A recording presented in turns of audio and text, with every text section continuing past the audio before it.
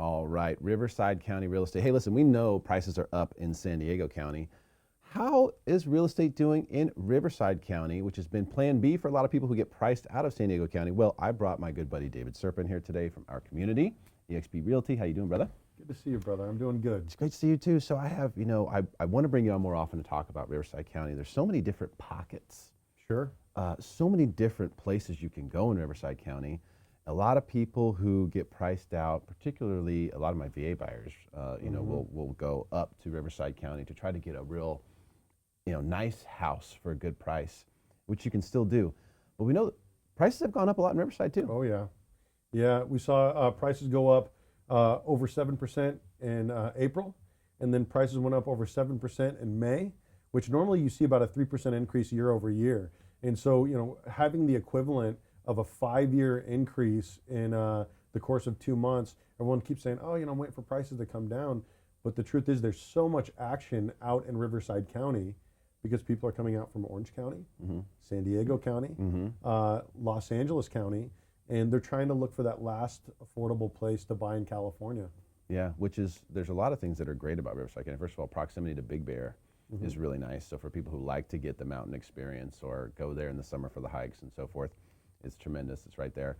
But also, you're not too far away from the beach. It's not a beach community, Sure. But you're not too far away. So you can still have access to that if you want to. But most importantly up there, what I've noticed is that people are really interested in great schools, really nice neighborhoods. That's right. The American dream is like alive and well, and the heart is pumping in Riverside. It is for people who've got, it's still possible for the VA FHA buyers that are a little bit cash low. It's competitive, right? So they said that offers were down 17% from last month, which means that we're just not receiving as many offers. Prices haven't gone down, and I don't expect them to really go down, and we could talk about that a little bit. I do want to talk about that. But the truth is it's a great place for people to buy in a bedroom community, which means that you're typically commuting to work.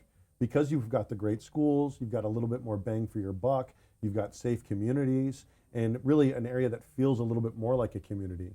As a veteran myself, I've got 3 veterans in my cul-de-sac. And so there's a lot of people using their VA loan out there. Yeah. There's a lot of people who are blue collar, white collar workers, but now you have this influx of Zoomers. Those people who are now able to telecommute into work. Yep. Or only have to go to work once a week. So we call them Zoomers? We're calling them Zoomers. That's the technical term for them. Is it really? Yeah, they're people who are Zooming into work, and so they're not necessarily having to commute. And what's happened is that's inflating our market quite a bit because there's a lot of people with a lot of power to buy that are looking to stretch their dollar further in Riverside County. Yeah, you can get a really, really nice house with a pool and all that for a price that you just can't get anywhere else in Southern California. And so that's that's the dream, right? I think COVID helped a lot of people realize that dream. I want to have an estate. I want to have a yard. I want to have a pool. I want to have it all right here. Yeah, that's right. Well, people are spending more time at home. Yep. And so they're realizing how important that home office is. They're realizing how important those schools are, right? And so, people don't want to spend as much time on the road anymore, and they're not necessarily having to do that. And so areas like in the Inland Empire, we're seeing a lot of people wanting to move out to this area. And I think that's a good thing. It's a great thing. Yeah. And we're going to talk about prices, and I do want to mention one thing as the loan guy here.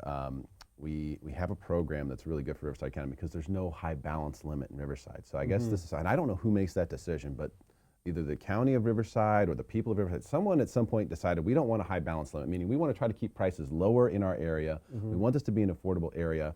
It's helping that a little bit, but what it does is unfortunately kind of pushes out some of the FHA buyers, some of the conventional buyers, because you don't have that higher limit. You go immediately to jumbo, now you need 20% down. We do have a program that's perfect for that. For Riverside County, you can go up to $800,000 loan amount with only 5% down. There's no mortgage insurance. So if you feel like you've gotten priced out and you're trying to save that 20%, you don't necessarily need it to buy in Riverside. So I do want to say that and get that out there. For prices, a lot of people are waiting for prices to come in. This is, it reminds me of the skeleton at the window. Waiting for prices to come down. I posted something with Tom Brady's picture, his photos, this week on social media saying, hey, buyers saying this is the market. We're waiting for the market to crash the market. Tom Brady. Just getting better and better and better. Like you see, he looks younger here, but actually he looks younger now than he did when he first started. His stats just keep improving. They keep getting better. It's just crazy, right? that's what the real estate market's been doing. Yeah, no, absolutely.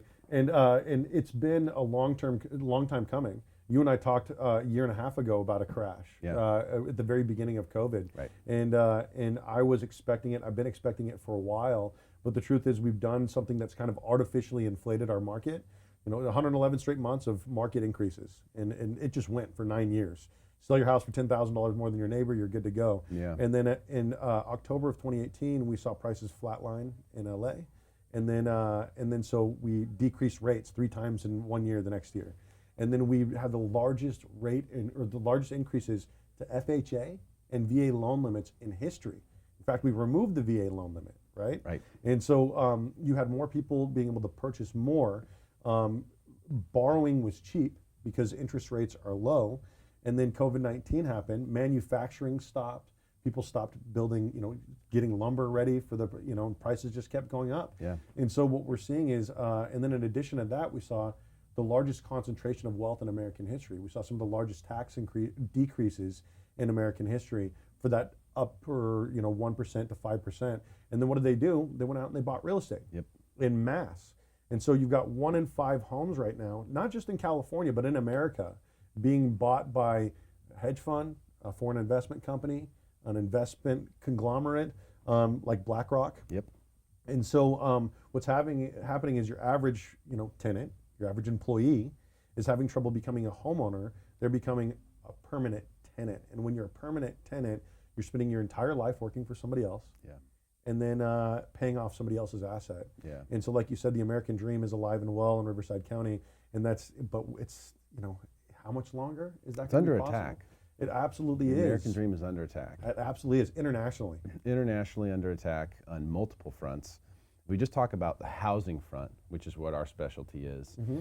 You can see that, as you're saying, international companies making cash offers, outbidding everyone. That's right. And doing it in such a way that where you see it sometimes, you go, how did that happen? Even myself personally, I've made offers on homes that I'm trying to buy for investment purposes, and I do it perfectly. I wait till the last second. Hey, we're taking offers up till 5. Okay, well, I call it 4:59 in 30 seconds. And what's your highest offer? Okay, I'll go 1,000 more, and here's no contingencies. How about that? All cash or whatever. And then someone beat you. Who? Who? Well, apparently, and I'm just not a conspiracy theory. I just hypothesized that there's probably an investor who said, "Hey, listen, show me your highest offer at 5 p.m. and I'll give you 30 grand more." Yeah.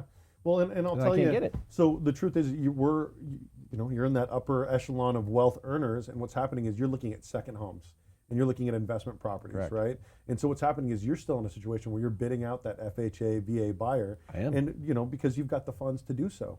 And so what's happened is there's this concentration of wealth amongst people who have the intellectual ability to foresee what a market is going to do. And what's happening is big money is spending money right now. People who have more money than you or I, they're spending their money. Oh, clearly. And they're getting their hands on it first before they chop it up and send it to us. And so the truth is like, people say, oh, well, is it a good time to buy? I'm like, geez, if you can afford to buy right now, why wouldn't you buy? Because it's not going to get any cheaper. You know what I mean? That's my concern. And so that's what I want to talk about here is that, the trajectory. So from what you're seeing, because you've always given us a super authentic take. Like when COVID first happened, you were like, Derrick, I think the market's going to crash. It has to. There's people who are going to be unemployed. There's people who aren't going to be able to pay their mortgages. It's coming. And, I took maybe a different look on it. Like, oh, sure. Hey, I don't think so. I think people will get a little bit more interested in real estate. Yeah. But what we did see is, again, is sort of, as you say, the haves and have-nots. There's people who did get affected. There is people who lost their homes. There was people who were forced to sell their homes. That's right. But then there's also people who were fine. They were able to work from home, continue to do things as they were, and then their big money comes in and is buying a lot of these houses. Sure. And so the big money, the international money, the hedge fund money, the Wall Street money, this money that's coming in to buy real estate is buying real estate as what I call bond replacement. Okay, so that's what it is. So bonds are just not that sexy. Now, we saw this week that there's going to be tax increases, or at least the proposal is for massive tax increases. So if you want a safe haven from taxes, where is it? Well, if they're talking about increasing long-term capital gains, that kind of kills the idea from stocks, right? Sure. I'm going to pay 28.8% on my long-term capital gains of stocks. That hurts me a lot. That's right. Real estate is now it already has been, but it's going to become even more the best tax safe haven in existence. Absolutely. And the one thing about it that is different than most people realize. The bond market is a tens of trillions of dollars of market. Okay. Sure. The bond market's humongous, way bigger than the stock market.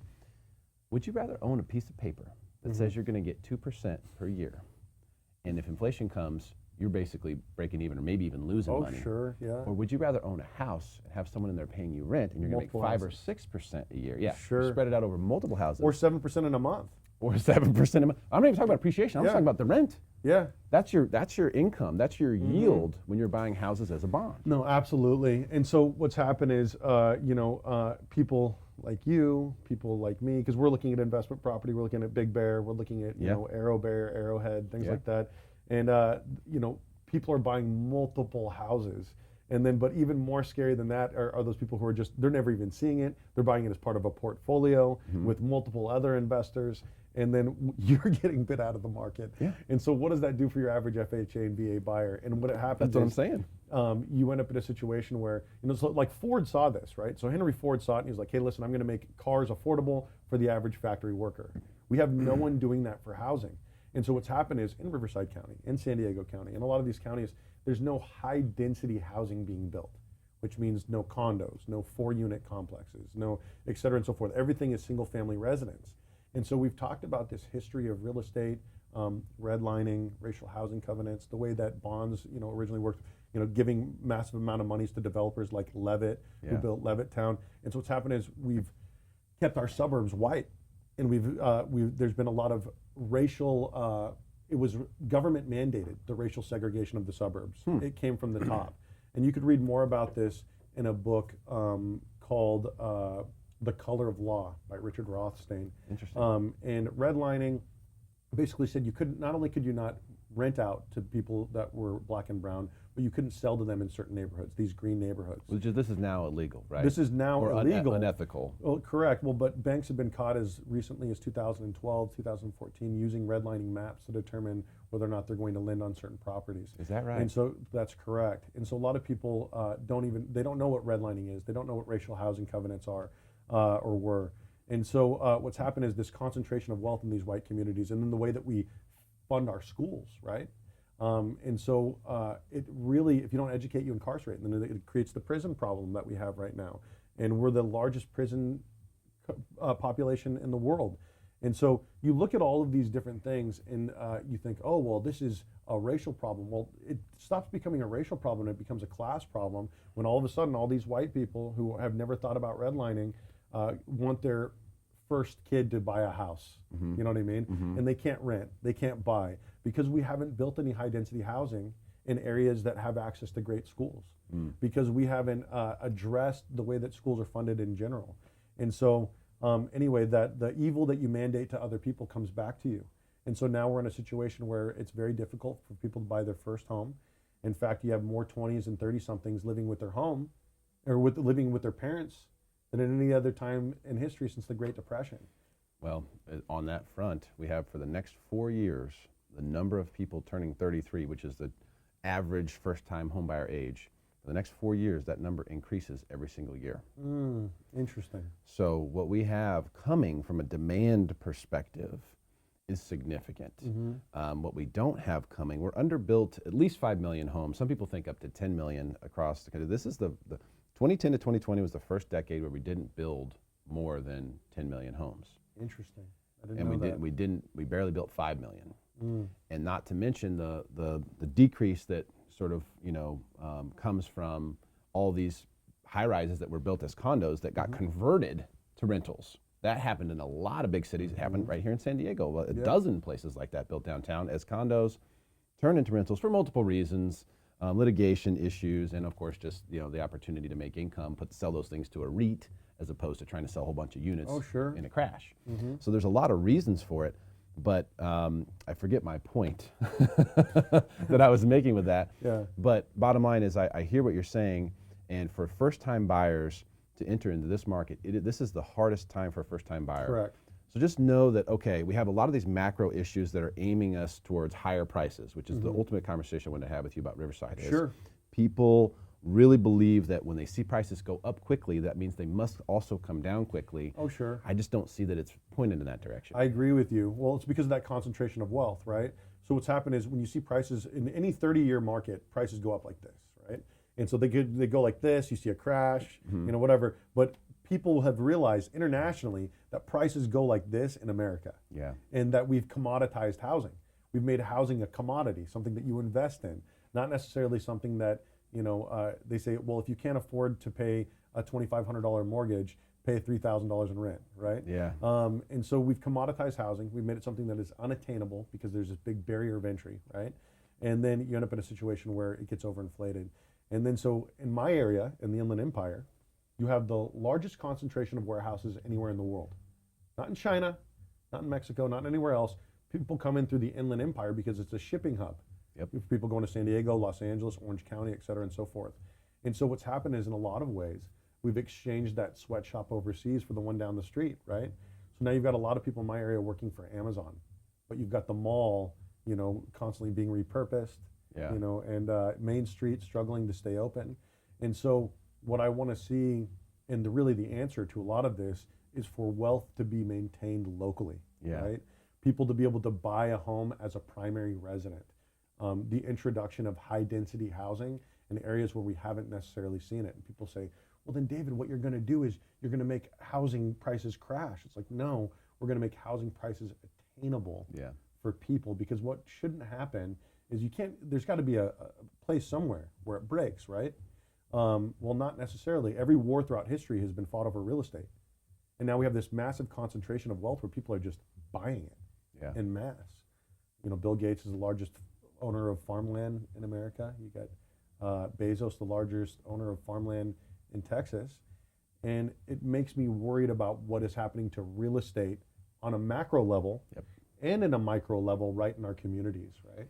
So, and I've been calling this like a last stand. Like, I don't know if we'll get prices where we're seeing them today. I don't know if they'll be here again. I mean, I have urgency now. I've always told people, be prepared, take your time, and when you're ready, buy a home. And now I feel a sense of urgency with people that you need to get something, because it's not just other home buyers that you're competing against now. You are up against Wall Street, massive funds, huge money, big money. You're up against all of that, and I think bonds are getting thrown in the trash. I think if the Federal Reserve wasn't buying them, nobody would. Agreed. And who would want to buy a bond? I mean, I have absolutely no interest in buying a bond. I would much rather buy real estate, and you should too, frankly, if you look at it, and people are starting to realize this on a very, very big scale. I want to try to bend your ear on something here. Okay. For people who do want to buy, where's the last place to, Riverside County, where's the, for that first-time buyer, where is there a spot? Is there a pocket? Is there a place that they should be looking to maybe where they could win one in this market? It really depends on what you're looking for, right? And so what we found is a lot of the areas that are the most affordable have some of the higher taxes, right? So there's kind of this leveling off area. But I can tell you my spot in Riverside County in the Inland Empire, there is, Temecula is massively built out. It's very hard to buy into that area for a lot of people, but Murrieta, Menifee, Winchester, where I live, Hemet, San Jacinto, Wildomar, Lake Elsinore, Canyon Lake. Love Canyon Lake. And I'm going to Canyon Lake today about a listing with a friend of mine. But at the end of the day, there's a lot of places where you can buy, and then even out to Awanga and Anza and some of the high desert areas. People say, well, I want to experience the seasons. I want to leave California. Why do you want to leave California? Oh, well, my neighbors are too close, and I want some land. Have you looked at Awanga? Have you looked at Anza? These are areas that they have the seasons, right? Or, oh, you know what? I just want a little bit more for my money. And, just like you said, people leaving San Diego County, LA, Orange County, and Riverside County is a great place to be, specifically my region of Southwest Riverside County, because housing is still affordable. Now, that being said, more often, I'm seeing $1 million homes listed and sold in the suburbs in Temecula. There's these just average communities that I was doing a market analysis. I'm like, that can't be right. There's 3 homes that have sold over $1 million in the last month that are all tract homes. And so people that are leaving my area, they go to other states, but then when they get to those states, they realize that they're not necessarily super affordable. Yeah. And so what's really interesting, what you have going on right now in America is real estate is being looked at under a microscope, analytically, right? So you've got a lot of these small towns, like we talked about, Arrowhead, Big Bear, et cetera, being bought by people who live down the hill. And so you've got people who grow up in Big Bear, all of a sudden not able to buy their first home because they're being bought as investment properties or vacation rentals by people like you and me. Yeah. And so what has happened is there are people that, they live in certain cities where they can't afford to rent. And so then you have business owners buying housing as a subsidy for employment. And that gets into a really weird world. And so I don't know what the answer is, but I know that, like Tom Brady, it's just going to keep Market getting keeps more getting extreme. better. I'm old enough, David, to remember when you could tell someone with confidence that for 500 grand you can buy a detached house in San Diego. I'm definitely old enough to remember when you could say that about Riverside. Oh, for Is sure. it still true? Yeah, it is still true. And in Okay. fact, we're working with a couple of different manufacturing companies, and what we want to do is we want to make housing affordable. So it's about a 9-month process. So if you wanted to, now modulars, right? So 500,000. Now you can still buy a detached house, a single-family residence for 500,000 as well. Good. Out in my area. Now that being said, it's getting harder and harder to find. We're talking 550 to 600,000. Okay. Is kind of really that price, and then you got to move up a little bit to get a little bit further down. But it's out there. Now I really like mobile homes. Mobile homes have come a long way since, for in the last 10, 15 years. They're right up there with stick-built homes. And so you see a lot of people who are looking for that affordable option where they're not necessarily wanting to compete, where they're like, hey, well, what if I buy a piece of land and I put a mobile on it? How can I do that? Yeah. There's a lot of different options. There's ways to do that. Yeah, there's a lot of different ways out there to make it affordable for you and your family. A lot of people are going multi-generational, right? I'm waiting for you to buy a big 3D printer that's just going to print houses, and I mean, I think that's probably what it looks like. So there's a printer out there called the Vulcan 7, and they developed it out of Austin in Texas, and they're using it to end homelessness. And it costs about $2,500 to print a 3D 1-bedroom home with a bathroom and a kitchen and everything. Wow. And I do think that there's a future to that. I do think that that tiny house movement can only go so far. Yeah. I do think that mobile's becoming more affordable. But at the end of the day, we have to build high density housing. Otherwise, there is no bridge gap for that first time home buyer to buy a 3-bedroom condo or a 2-bedroom condo so that someday they could buy a stepping house. stone. Yeah, a stepping stone. Something that's going to keep them in the neighborhood that they grew up in. Yeah. No, that's a great point. David, thank you so much for coming down here today, bro. It's always great to talk with you. great I know it's a talking to you. drive for you, man. Thank you so much for your time. Absolutely. David Serpa from our community in the French Valley, eXp Realty. Hey, guys, share this with your friends. Let's help make them smarter than everyone else about Riverside County real estate.